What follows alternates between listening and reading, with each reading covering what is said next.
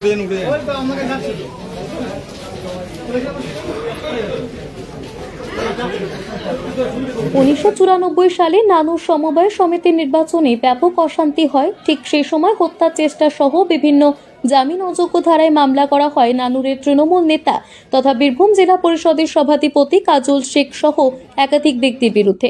পরবর্তীতে 1998 সালে রাজ্যের মুখ্যমন্ত্রী মমতা ব্যানার্জির হাত ধরে গঠিত হয় তৃণমূল কংগ্রেস।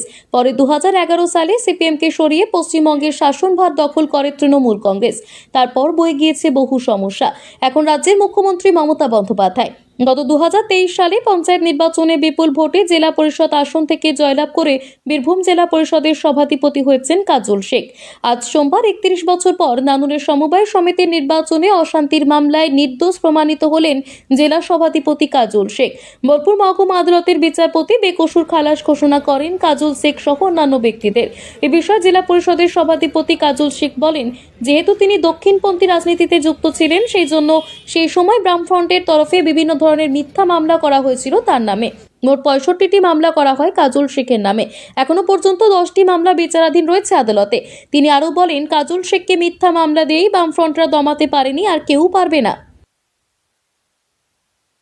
আজকে কোর্টে হাজির কেন হঠাৎ? কোর্টে হাজির আমি ছিলাম না, আমাকে হাজির করানো হয়েছে। যদিও বোলপুর কোর্টে প্রায় আমাকে আসতে হয়, কারণ বাম জামানায় বামফ্রন্ট সরকারের আমলে আমার বিরুদ্ধে যে মিথ্যা মামলাগুলো দেওয়া হয়েছিল, তার মধ্যে আজকে একটা মামলা ছিল। 23/5/1994 সালে চারকোল গ্রামের গোলাম শেখ, বাবার নাম মৃত রোস্তম শেখ, একটা অভিযোগ করেছিল মিথ্যা মামলা নাওর থানায়। সেই মামলায় 16 জনকে আসামি করা হয়েছিল। তার মধ্যে আমার পরিবারে 4 জন ছিল। আমার দাদা রবু শেখ, আমার দাদা লেডু শেখ, আমার দাদা মোহর শেখ এবং আমাকে। তার মধ্যে রবু শেখকে 2003 সালে নিষ্ঠুর নির্মমভাবে বামফ্রন্টের হারমাত্রা হত্যা করেছে। আমরা বর্তমান 3 ভাই জীবিত আছি। 16 জনের মধ্যে অলরেডি 9 জন মারা গেছে, 7 জন আজ প্রেজেন্ট ছিলাম। মহামান্য আদালত সওয়াল জবাবের ভিত্তিতে আজকে আমাদের সবাইকে বেকসুর খালাস করেছে এবং এই কেস থেকে মুক্তি দিয়েছে। আপনাদের মাধ্যমে বারবার বলেছি, বাম জামানায় আমাকে মিথ্যা মামলার মালা পরানো হয়েছিল এবং আমি দলটা করছি আজ থেকে নয়। দক্ষিণপন্থী ঘরানায় আমার যে জন্ম এবং নানুর, মঙ্গলকোট, কেতুগ্রাম, বোলপুর, লাভপুর বিভিন্ন থানায় একটু ঘুরলে আমরা দেখতে পাবেন আমার বিরুদ্ধে কতগুলি মামলা আছে। মিথ্যা মামলার মালা সাজানো হয়েছে। তার মধ্যে এটা একটা 1994 সাল, তখন তৃণমূল কংগ্রেস দল প্রতিষ্ঠা হয় নাই।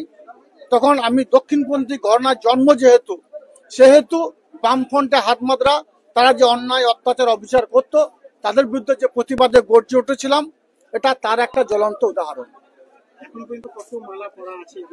পশুরটা মামলার মধ্যে এখন পর্যন্ত 11টি মামলা ছিল।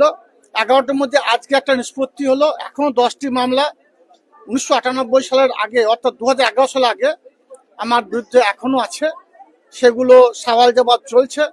আশা করি মহামান্য আদালত সওয়াল জবাবের ভিত্তিতে যেভাবে বিগত দিনে কেসগুলোকে আমার মুক্তি দিয়েছেন, এই কেসগুলোর মুক্তি পাবো।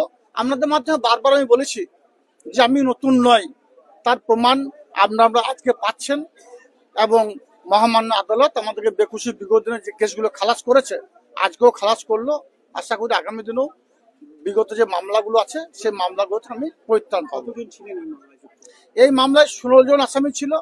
16 জন আসামির মধ্যে 4 জন আমার পরিবারের। আমার দাদা রবু শেখ, যাকে নিষ্ঠুর নির্মমভাবে 2003 সালে হত্যা করা হয়, আমার দাদা লেডু শেখ, আমার দাদা মোহর শেখ, যাকে এরিয়া মানুষ চেনে না, এবং আমি। তখন আমরা গ্রাম ছাড়া ছিলাম। যখন বাম জামানা আমলে বামফ্রন্টের বিরুদ্ধে অন্যায় অত্যাচার অবিচারের বিরুদ্ধে প্রতিবাদ করতে গিয়ে বিভিন্ন সময় আমাদের গ্রাম ছাড়া হতে হয়েছিল এবং বোলপুরের বুকে আমরা আশ্রয় নিয়েছিলাম। তখনও বোলপুর বুকে ছিলাম। চারকোল গ্রামে কোঅপারেটিভ ব্যাংক নিয়ে একটা ঝামেলা হয়েছিল, অশান্তি হয়েছিল।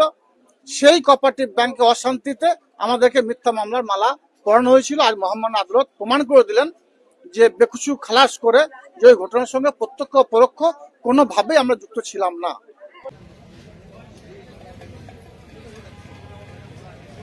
বোলপুর থেকে নিজস্ব প্রতিনিধি রিপোর্ট, টিভি নিউজ 10।